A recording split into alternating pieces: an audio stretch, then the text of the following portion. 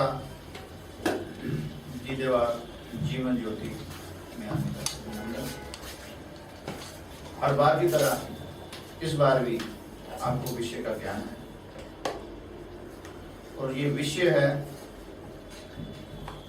जब से ही किसी व्यक्ति विशेष का इस विश्व के अंदर जगत में आगमन होता है, वो जिस प्रकार सांस लेना आरंभ कर देता है, उसी प्रकार आज का विषय भी उसके जीवन के साथ उसके साथ हो जाता है। और विषय है स्वप्न, ड्रीम्स, ख्वाब। अभी तक हम ये समझते हैं कि हमें जो स्वप्न आते हैं वो नींद की अवस्था में आते हैं। मुख्यतः स्वप्न दो प्रकार के होते हैं। एक स्वप्न जो नींद के पश्चात आते हैं, और एक स्वप्न जो नींद नहीं आने देते। हमारा जीवन किस बात पर निर्भर करता है? कौन से स्वप्न जो नींद के आने के पश्चात आते हैं, या वो स्वप्न जो में नींद नहीं आते। स्वप्न को सपनों के नाम से कहते हैं, और बहुत बार हमारे कानों में, और हमने खुद भी उनको पुकारा होगा, सपनों का महल।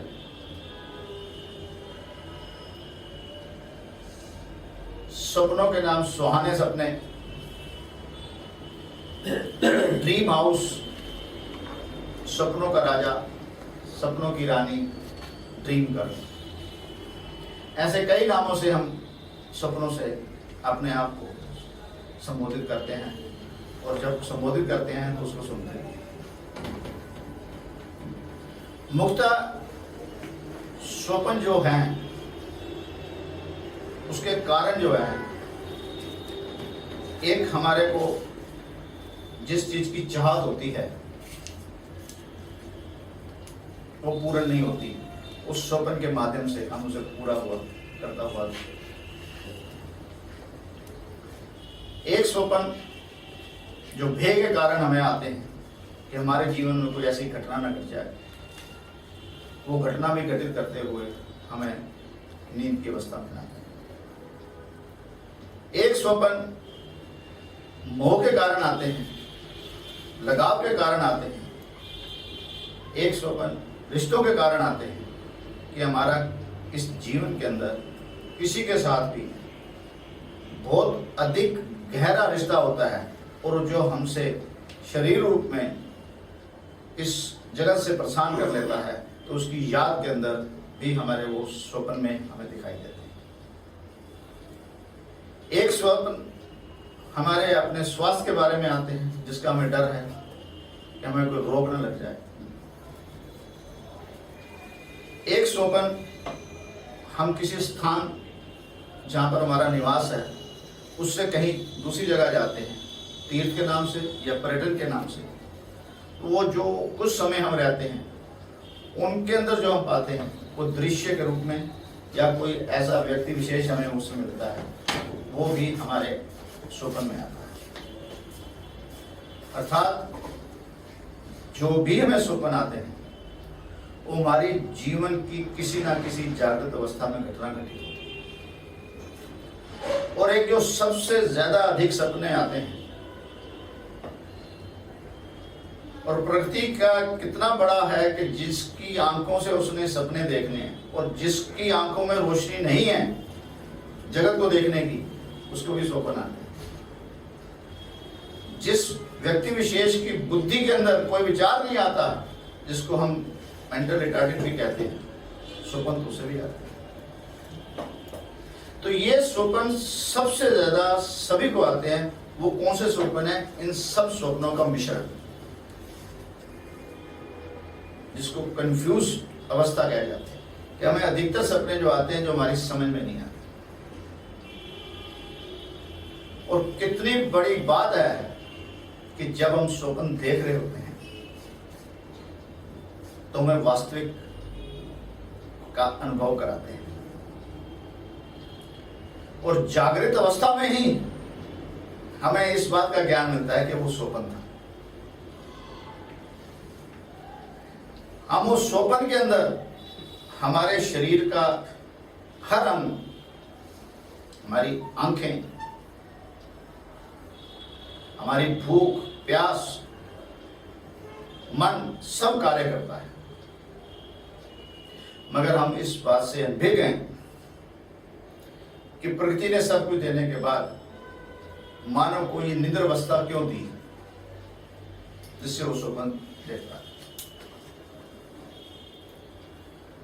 उसका मुख्य कारण है कि व्यक्ति विशेष जब शरीरी रूप से कोई कार्य करता है तो उसके शरीर में एक थकावट आ जाती है, उसे विश्राम की आवश्यकता होती है। और विश्राम के अंदर उसके अंदर नींद्रा एक ऐसी बना दी गई है कि वो नींद की अवस्था के अंदर उसका शरीर विश्राम करे। और निद्रा की अवस्था ही क्यों दी है? क्योंकि शरीर में आराम करने के बाद जागृत अवस्था में भी कोई व्यक्ति विशेष आराम कर सकता है, अपने शरीर की थकावट को दूर कर सकता है। फिर निद्रा ही क्यों करी? उसके पीछे के जो हमारा मन है हमेशा चलता रहता है, हमारे विचार हमेशा चलते रहते हैं, वो भी थम जाएं, उन्हें भी विश्राम मिल जाए तो व्यक्ति विशेष शांत और सहज होकर अपनी निद्रा करके उसके पश्चात जब जागृत अवस्था में आए तो एक नया जीवन जीने के लिए उत्तर होता था। मगर ऐसा देखा गया है कि हमारे जीवन के अंदर हम निद्रा अवस्था में भी वो विश्राम नहीं कर पाते जिसलिए निद्रा बनी है। उसका कारण कि हमने जागृत अवस्था के अंदर जो सपने सजोए हैं उनको पूरा करने के लिए हमने पूर्ण रूप से उधर ध्यान नहीं दिया। जिस प्रकार कोई एक प्रश्न है वो हल नहीं होता क्योंकि उसका आंसर सही नहीं है, तो वो बच्चा वो प्रश्न उठाकर जगह जगह जाता है मेरे को प्रश्न हल करना। मगर जब उसका प्रश्न हल हो जाए तो उसके ज़हन के अंदर, उसकी बुद्धि के अंदर, उसके मन में वो प्रश्न हल होने के बाद समाप्त हो जाता है क्योंकि उसे प्रश्न का उत्तर हो चुका है।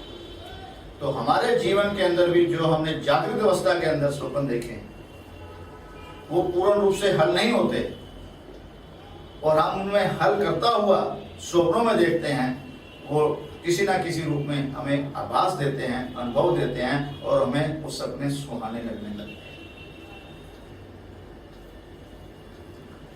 अगर हम जागृत अवस्था में स्वप्न देखें और उस तरफ पूर्ण ध्यान दे रहे हैं तो यकीनन हमारे स्वप्न जो निद्रा अवस्था में है वो कम होते जाएंगे,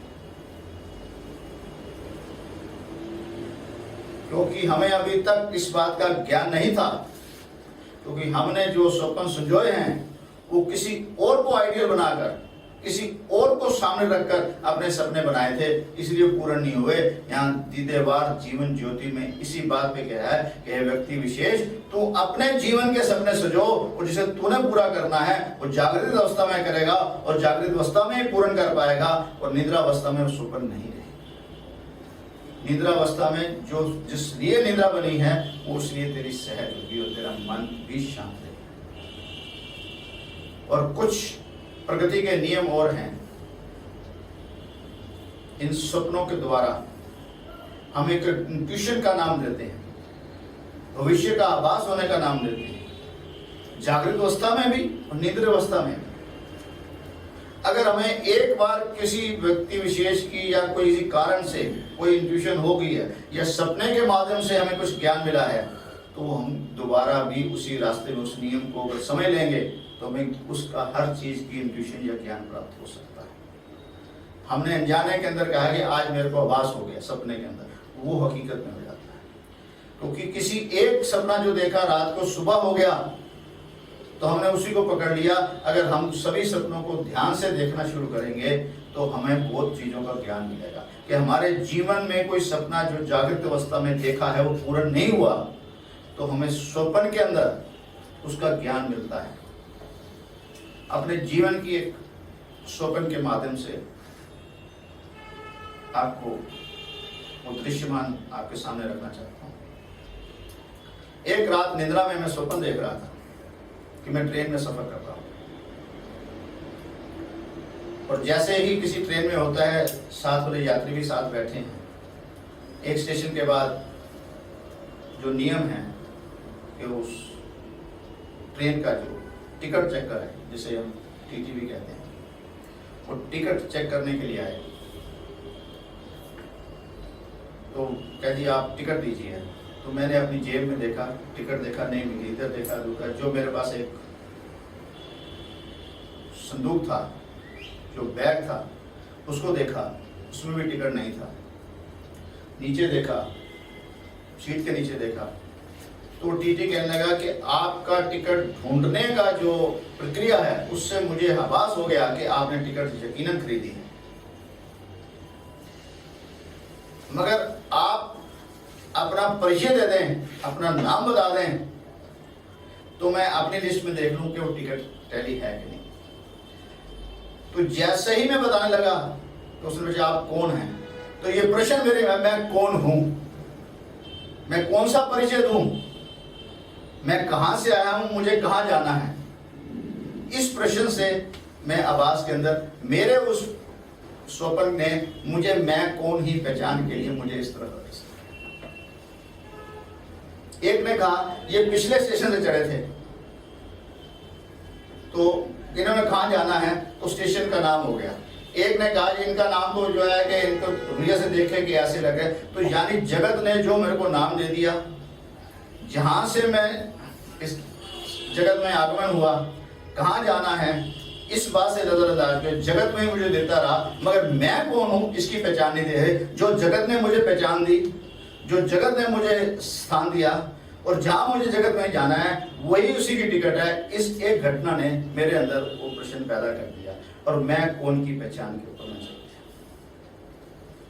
गया। ऐसे ही हमारे जीवन के अंदर कई बार ऐसे हमें आभास मिलते हैं। हम अपने जीवन के अंदर देखते हैं कि कोई भी ऐसी घटना जो घटित होती है, अनेकों घटना घटित होने के बाद कुछ एक ही घटना स्वप्न के अंदर हमें क्यों दिखाई देती है। हम इतनी उम्र में कितने घटनाएं हमारे जीवन के साथ हुई, कितने मित्र हमें मिले होंगे, कितने हमने समागम उत्सव अटेंड करे होंगे, मगर कुछ एक ही बात की हमें स्वप्न के अंदर दिखाई देती है। तो भाव यह है कि जिस बुद्धि के तल पर हम उसमें विचार ज्यादा देते हैं, और वो विचार हमारे मन के अंदर आ जाते हैं, और मन उसको बार बार मांग करता है, और जो मन की मांग पूरी नहीं होती, तो हमारे अंदर एक चित्त है जिसमें संग्रहालय है, जो भंडार है, उसमें वो स्टोर हो जाते हैं, और वही हमारे को निद्रावस्था के अंदर स्वप्न के रूप में दिखाई देते हैं। अगर हम अपने जीवन के अंदर जो विचार हमें बार बार नहीं आया, वो हमें स्वप्न में कभी नहीं आया। जो प्रश्न का उत्तर हमने कर लिया, वो हमें स्वप्न में आया, क्योंकि मन उसकी लालसा नहीं पूरी कर। क्योंकि मन को जो चाहिए बच्चे की तरह, जो उसे मिल जाए उसकी जिद वहीं खत्म हो जाती है। मन भी एक बच्चे की तरह होता है, जो चीज उसको घटना मिली है उसको बार बार मांगता है। जो विचार होता है वो चित्त के अंदर होता है, और चित्त का संग्रह जो है हमारा ही वो स्वप्न बन जाता है।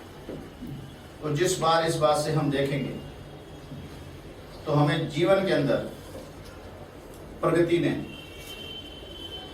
मानव को हर वो शक्ति दे रखी है जो पूर्ण करना चाहे, मगर किसी मानव के अंदर कोई ऐसा विचार आ गया कि मुझे ये करना है, तो जगत के अंदर गुरुजन की तरफ से, अध्यापक के नाम से, मार्गदर्शक के नाम से, किताब के नाम से वो ग्रहण करने की कोशिश करता है, माता पिता के नाम से।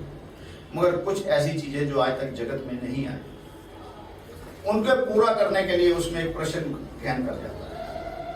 तो प्रकृति उसे उसके प्रश्न का जो उत्तर देने के लिए माध्यम स्वप्न बनाती है, क्योंकि प्रकृति ने इस बात के ऊपर बाध्य है कि अगर किसी भी मानव के मन के अंदर, बुद्धि के अंदर, विचार में कोई प्रश्न आया है, वो करना चाहता है, तो पूर्ण हुआ है। स्वप्न के माध्यम से एक और बात ध्यान आई कि मैं छोटा था, बहुत छोटा था, तो मैं रो रहा हूं, एक उत्सव के अंदर जा रहा हूं, इधर जा रहा हूं, उधर जा रहा हूं, तो मुझसे बार बार पूछा जा रहा है कि बच्चा तेरा नाम क्या है। मुझ में इतना सूझबूझ नहीं थी कि मैं अपना नाम बता सकता, अपने पिता का नाम बता दे सकता, कहाँ का रहने वाला हूँ ये बता सकता। तो किसी ने पूछते पूछते कहाँ खोया था, कहाँ तेरे पिता के साथ तेरा साथ छूटा था, उस जगह पर मुझे ले गए। तो वहां पर उस मुझे लेकर बैठा दिया, तो देखा कि थोड़ी देर में मेरे पिताजी वहीं पे आके मुझे उन्होंने पहचान लिया और मैं उनके संग हो गया, और मेरा रोना भी उसी समय समाप्त हो गया। मुझे इस बात का ज्ञान नहीं था कि ये मेरे पिता हैं, पर इस बात का ज्ञान था कि इनके साथ में आया, इनके साथ ही मैं रहता हूं, तो मेरा एकदम जो रोना है बंद हो गया। इस एक स्वप्न ने, जो कभी मेरे जीवन के अंदर घटना घटी होगी, मुझे एक और बात का आभास दिया कि प्रकृति के अंदर ये कहा जाता है कि तू किसी ऐसी शक्ति को ढूंढने निकल रहा है, और जिसका मुझे ज्ञान नहीं है मैं उसे कैसे ढूंढूंगा, जिसका मैं परिचय नहीं जानता मैं कैसे ढूंढूंगा। सो अगर जहां मैं बिछड़ा हूं, अगर मैं वहीं खड़ा रहूं, जिसने मुझे ढूंढना है उससे मेरी पहचान है, मुझे वहीं आके ढूंढ लेगा। इस बात ने मेरे को अपने इसी परिवेश के अंदर रहकर प्रकृति के हर नियम का ज्ञान होता चला जा रहा है, और जिस चीज का मुझे आभास होता है प्रकृति मुझे किसी ना किसी माध्यम से उसका ज्ञान दे देती है। जब ये बात मेरे जहन में आई तो फिर इतिहास के पन्ने खोले कि मैं कितना सही हूं या नहीं, क्या मेरा ये सोचना सही है या नहीं। अगर सही है तो कितना सही है, ये मेरे अपने अंदर प्रश्न उठते रहे। तो देखा कि जगत के अंदर एक ऐसा वर्ग है जिसकी जनसंख्या किसी की भी जनसंख्या से कम नहीं है। वो अपने उस ईस्ट के ऊपर इतने प्रतिबद्ध हैं, जिसको पैगंबर के नाम से जानते हैं। उनको भी ज्ञान, जो वो किताब रची गई है, वो स्वप्न के माध्यम से रची गई है, कि उन्हें वो पूरा का पूरा ज्ञान स्वप्न में हुआ था। ये विश्व विख्यात बात है। और उसी किताब के अंदर ये दीदे बार शब्द भी अंकित है। जब वो आप जहां तक गई तो उसकी खोज और जाने के लिए मन के अंदर विचार उठा कि ये भी कितना सच है, ये कैसे प्रमाण होगा। या जैसे और कोई बातें प्रचलित हैं वैसे ये भी प्रचलित तो नहीं है। तो इसकी खोज के ऊपर और ज्यादा विषय ऊपर अपने आप को विचार के ऊपर ले जाना। तो देखा कि आज के युग के अंदर मानव को रोज नई शारीरिक बीमारी हो रही है, और उस बीमारी का इलाज के लिए एक प्रयोगशाला बनाई जा रही है।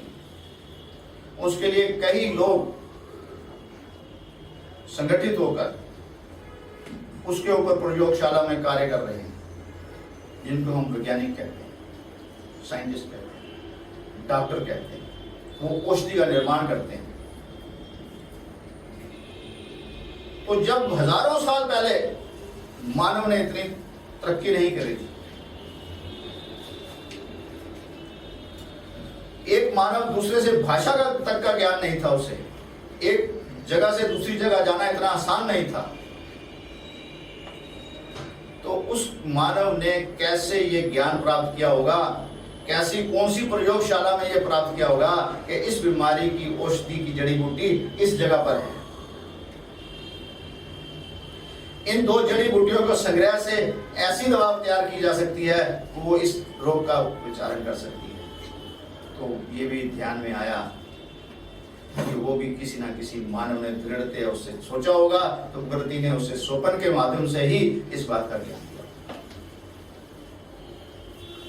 वो ये जो औषधि जिसको आयुर्वेद के नाम से हम जानते हैं, उसके पीछे अगर वो कारण होगा तो उस व्यक्ति को स्वप्न के द्वारा ही उसको इस बात का ज्ञान हुआ होगा।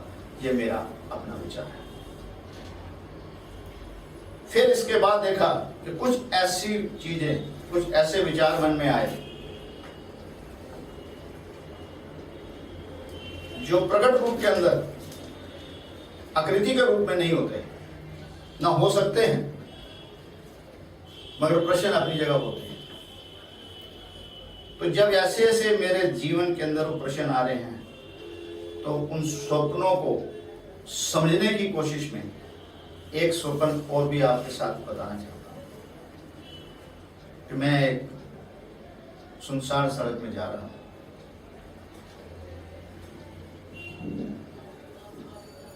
बाईं तरफ 4 औरतें खड़ी। मैंने उनसे पूछा कि आप कौन हैं, आपका नाम क्या है? तो पहली ने कहा मेरा नाम बुद्धि है, मुझे अकल के नाम से भी पुकारा जाता है।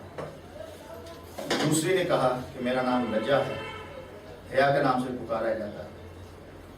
तीसरी ने कहा मैं ममता और करुणा हूं, और चौथी ने कहा मैं तंदुरुस्ती पर प्रसन्नचित्त हूं। तो मैंने कहा ये आपका निवास कौन सा है? तो पहली बुद्धि बोली मेरा निवास है मानव का मस्तिष्क। दूसरी बोली मेरी निवास है मानव की आंखें। तीसरी बोली मेरा निवास मानव का हृदय है। और चौथी बोली मेरा निवास स्थान जो है मानव का पेट है। बहुत अच्छा लगा कि समझ आई। जैसे ही चला तो दाएं हाथ में 4 पुरुष खड़े हुए दिखाई दिए। तो पहले से पूछा कि आप कौन हैं? उसने कहा मेरा नाम गुस्सा है, क्रोध के नाम से भी जाना जाता है, मेरा निवास मानव का मस्तिष्क है। तो ये प्रश्न स्वप्न के अंदर ही मेरे अंदर आ रहा है कि एक ही जगह रहने वाले 2 अलग अलग जगह क्यों मिले, एक जगह क्यों नहीं रहते? तो मैंने बुद्धि को इशारा करा, वो मेरी तरफ आ रही थी। और जैसे ही बुद्धि चलने शुरू हुई तो मैंने क्रोध को भी इशारा करा। जैसे ही क्रोध मेरे संग पहुंचने लगा तो बुद्धि अब दूर हो गई। तो मैंने कहा ये कैसे बात है? तो क्रोध कहने लगा कि जहां मैं निवास करता हूं, मेरे आने से पहले बुद्धि चली जाती है। और बुद्धि कहने लगी कि मैं तब तक निवास करती हूं जब तक क्रोध नहीं आता। और यही इन बातों से मैंने देखा कि मेरे अंदर जब काम और वासना आती है तो लज्जा चली जाती है, मेरे अंदर एक नफरत और द्वेष आती है तो मेरे ममता और मोह चली जाती है। और जब मैं रोग और नशे में आता हूं तो मेरी तंदुरुस्ती और खूबसूरती चली जाती है। ये भी आकार के रूप के अंदर स्वप्न के माध्यम से ज्ञान। तो प्रकृति हर उस प्रश्न का जवाब देगी, क्योंकि इस बात का मुझे आभास हो चुका है कि जो प्रश्न बन चुका है मानव के किसी भी विचार के अंदर, प्रकृति उसका उत्तर तैयार कर चुकी है और उसको देगी। आज हम अपने जीवन के अंदर कोई बड़े से बड़ा प्रश्न भी बना लें और उस तरफ अग्रसर हो जाए तो यकीनन हमें उसका उत्तर जरूर मिलेगा। माध्यम कोई भी हो सकता है। अगर जगत के अंदर कोई ऐसे माध्यम ना मिले तो स्वप्न एक माध्यम मिलेगा जिसका हमें उत्तर रहेगा। और हमें ये स्वप्न ही है जो हमें आने वाली घटना का आभास देता है, जिसे हम इंट्यूशन कहते हैं। अगर हम इसको करें तो ये कैसे समझ आती है? बिल्कुल क्लियर के सपने कैसे आते हैं? उसके पीछे कारण सिर्फ इतना ही है कि मैंने अपने जीवन के अंदर जो जो भी करना चाहा है सिर्फ उसी पे ध्यान दिया है। जितना भी पड़ाव चढ़ा हूं उतना ही चढ़ा हूं। अधूरा है तो मुझे मालूम मुझे कल पूरा करना है। कंफ्यूजन स्टेज नहीं रखी। जो कार्य जब भी करा है वर्तमान की स्थिति में करा है और ये जीवन के अंदर हर वो चीज पाता चला जा रहा हूं। आप सभी निवेदन है कि आप वर्तमान में रहकर जिस भी दिशा पे निर्धारित कर रहे हैं, जिस कार्य करेंगे वो यकीनन पूरा होगा। जिस भी मानव ने सबसे पहले बिजली सोची, क्या उत्पादन नहीं कर सकते? आज कंप्यूटर युग चल रहा है। हम कंप्यूटर का इस्तेमाल कर रहे हैं, मगर किसी ने इस बात को पहले सोचा होगा तो लाया है। तो कंप्यूटर को सामने रख के अगर हम समझेंगे तो हमारे जीवन के अंदर ये हमें क्या शिक्षा दे रहा है कि हमारे कौन से स्वप्न होने चाहिए, हमारे क्यों नहीं जागृत अवस्था में स्वप्न पूरे होते। उसका कारण एक कंप्यूटर भी मेरे को समझा रहा है कि आज से 30 साल पहले जब मैंने कंप्यूटर लिया, उसको पीसी के नाम से करता है, पर्सनल कंप्यूटर के नाम से करता है। अगर मैं आज उसको इस्तेमाल करता रहूं तो आज के जो चीजें हैं मैं उसके साथ नहीं चल पाऊंगा। और अगर मेरे विचार वही रहते जो सदियों से हमें परंपरा वाइज, आस्था वाइज मिलते आ रहे हैं, आज के युग के साथ नहीं बदलेंगे तो हमारे वो सपने पूरे नहीं होते। वही सपने हमारे गुंजन बन जाते हैं और हमें हमारे जीवन के अंदर वो ऐसे दिशाहीन बनाए जाते हैं जिसकी हमें दिशा नहीं है। कंप्यूटर को समझें कि ये शरीर कंप्यूटर की वो बॉडी है। बॉडी कितनी भी खूबसूरत क्यों ना हो, अगर उसके अंदर हार्डवेयर पुराना है तो नया सॉफ्टवेयर जो डेवलप किया गया है वो उसमें लोडेड नहीं हो पाएगा, वो कंप्यूटर आज के हिसाब से नहीं चल पाएगा। और अगर हमने हार्डवेयर पूरा लोडेड कर लिया तो नया सॉफ्टवेयर लोड नहीं करा तो हमारा हार्डवेयर की भी मेहनत बेकार जाती है। हम जीवन के अंदर पूरा बैलेंस नहीं कर पाते, इसीलिए हमारे स्वप्न अधूरे रह जाते हैं। हमें अपने जीवन के अंदर वर्तमान दिशा के अंदर ही, जागृत अवस्था के अंदर ही निर्धारित करना है कि जो स्वप्न मैंने देखा है जागृत अवस्था के अंदर, उसके लिए क्या क्या चाहिए, संग्रह करेंगे तो स्वप्न हमारा जागृत अवस्था में पूरा होगा, निद्र अवस्था में नहीं आएगा। और हम इतने दृढ़ संकल्प है उसे पूरा करने के लिए, और कहीं कोई ऐसी कमी है जो हमें नहीं उतर रही तो प्रकृति हमें स्वप्न के माध्यम से उसका उत्तर देगी। इस बात को अगर हम अपने अंदर डाल लेंगे तो यकीनन हमें स्वप्न से क्या क्या लाभ हो सकते हैं हम दे पाएंगे। मगर हमने स्वप्न के अंदर हर वो बात देखनी चाहिए जो हम जीवन में पूरा नहीं कर पाए, उसी के अंदर ही रह करके हमने स्वप्न को अधूरा या अच्छा समझकर जागृत करना। तो हम आज अगर इस बात को देखेंगे कि जागृत अवस्था जो मुझे सोने ना दे, जो मुझे इनकरेज करेंगे पूरा करें और मेरी कम से कम निद्रा हो पाए, और उसके अंदर मेरी निद्रा अवस्था में मन भी शांत रहे, मेरा शरीर की थकावट भी दूर हो जाए और मैं अपने जीवन में हर वो चीज पालूं इस जागृत अवस्था की वजह से। स्वप्न देखना जागृत अवस्था के अंदर मानव जीवन का सबसे अमूल्य बात है। उस स्वप्न को निर्धारित करें। आपके सामने मैं कौन हूं की बात कही, जहन में आई, स्वप्न देखा, तो जैसे जैसे ये संस्था भी बन रही है, ये स्वप्न है उसके अंदर क्या क्या आ रहा है, और अपने आप ही प्रकृति के नियम से आप जैसे आपका सहयोग मिल रहा है वैसे ही हर व्यक्ति विशेष को सहयोग। और स्वप्न सिर्फ वो नहीं होते जो सही हो, स्वप्न दिशाहीन भी हो सकते हैं, प्रकृति से भी पूरा कर देगी अगर उनकी संकल्प। इसीलिए हमें स्वप्न देखने से पहले जागृत अवस्था के अंदर अपने बुद्धि के तल पर पूर्ण रूप से विचार कर कौन सा मुझे स्वप्न देखना है उसको देखें। ऐसा ना हो कि हमने बहुत जीवन के अंदर बहुत लोगों ने स्वप्न देखे हैं, ऐसे ऐसे बाहुबली हुए पूरे विश्व के अंदर राज करने के लिए, कितने नरसंहार किए, आज भी कुछ ऐसी घटनाएं हो रही हैं, स्वप्न तो वो भी देख रहे हैं, स्वप्न तो उनके भी पूरे हो रहे हैं। हमें कौन सा स्वप्न देखना है जो उत्थान के लिए हो, ऐसा स्वप्न ना देखें जो पतन के लिए हो। प्रगति इस बात के नियम को अपने बनाए हुए नियम में बाध्य है कि जो स्वप्न भी देखेगा उस रास्ते चलेगा, मैं उसका स्वप्न पूरा करूं। ऐसे कुछ गलत विचार लोगों के भी स्वप्न करूं, उसके पीछे कि वो क्या करना चाहता है, क्योंकि प्रकृति ने मानव को ये अधिकार दे दिया है और प्रकृति अपने नियम में खुद भी बाध्य है।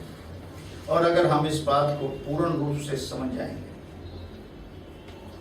तो हम देखेंगे कि हम कोई ऐसा गलत डिसीजन, ऐसा गलत विचार से ऐसा स्वप्न न देखें जो हमारे लिए हितकारी तो होगा ही और विश्व के लिए भी हितकारी हो, हम ऐसा स्वप्न भी ना देखें। हमें पूरी जागृत अवस्था के अंदर ही स्वप्न देखें। आज एक नई क्रिया जो आज से पहले कभी नहीं करी। स्वप्न के माध्यम से आपको एक छोटी सी क्रिया कराई जा रही है और आपका अनुभव ही इस बात का ज्ञाता होने का भी कि जो बात कही गई है वो कितनी सही है।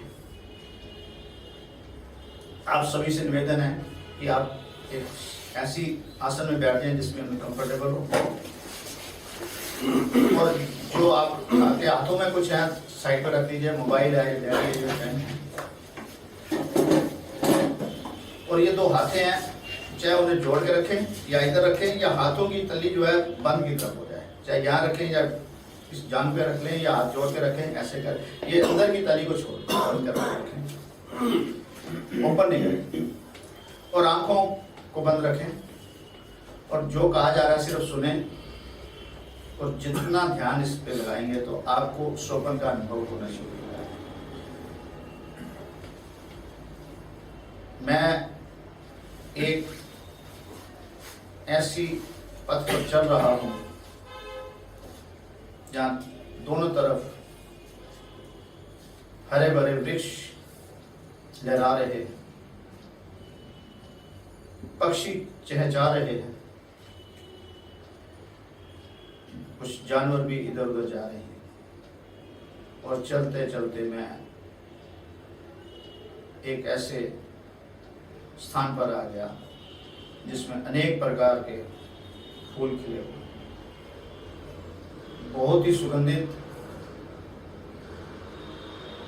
वातावरण है, और कई स्त्री और पुरुष अपने अपने कार्य में लीन हैं, सभी शांत भाव में जा रहे हैं, और मैं भी शांति का अनुभव कर रहा हूँ।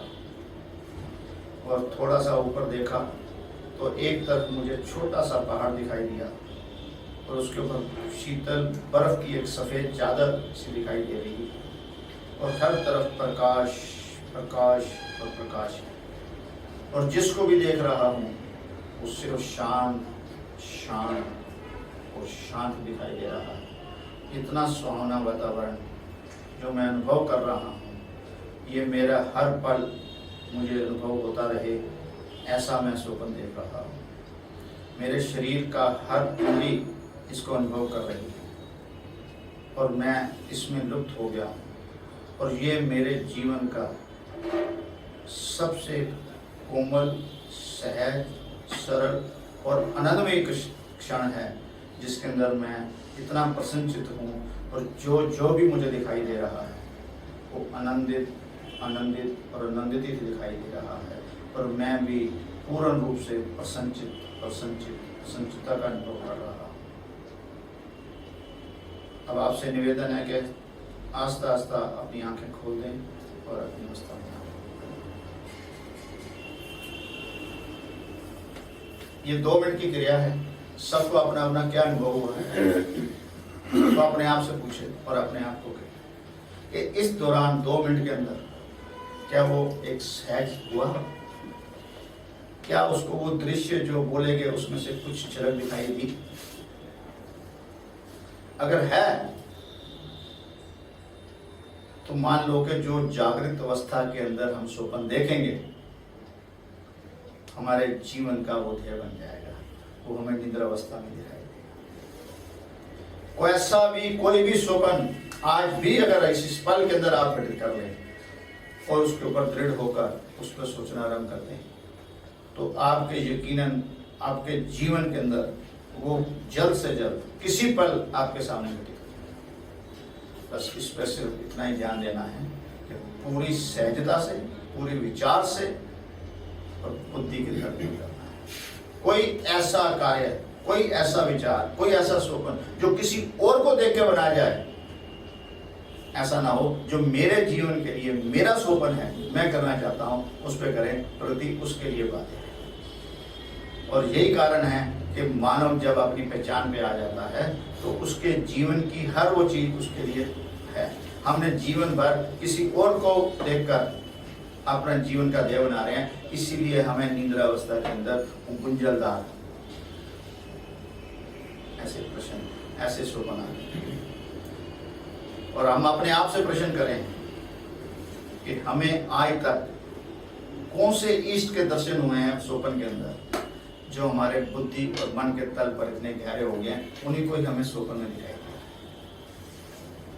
क्या कभी किसी और का इष्ट मेरे स्वप्न में आया, या मुझे उसी इष्ट का वास हुआ है, उसी के दर्शन हुए हैं जिसको मैंने अपने बुद्धि के तल पर, मन के ऊपर इतने गहरे छाप दे दी।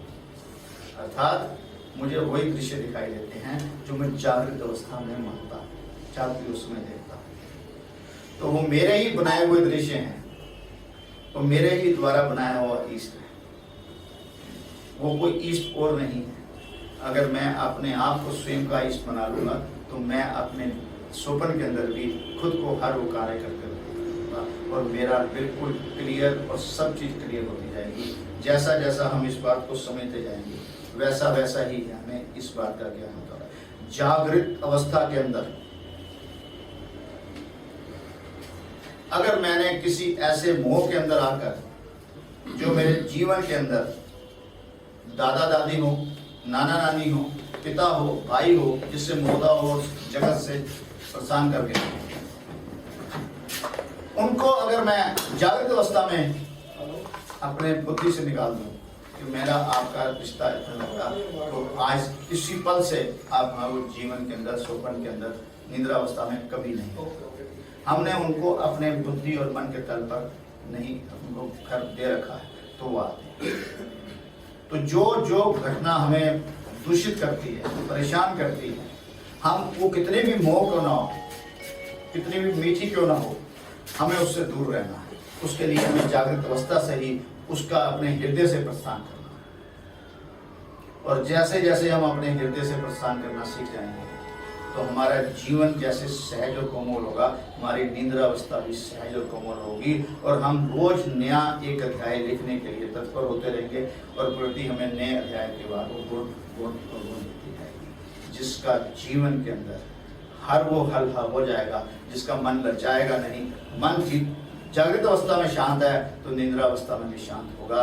अगर जागृत अवस्था में अंदर बेचैन है तो निद्रा अवस्था में बेचैन होगा, निद्रा भी नहीं आएगी। और ये प्रकृति के नियम के अंदर अगर हम अपने आप को समझ लेंगे, अगर जागृत अवस्था में हम आनंदित हैं तो हम निद्रा अवस्था में आनंदित होंगे।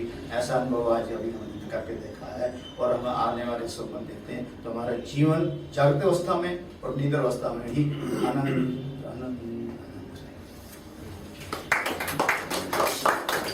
चल रही है।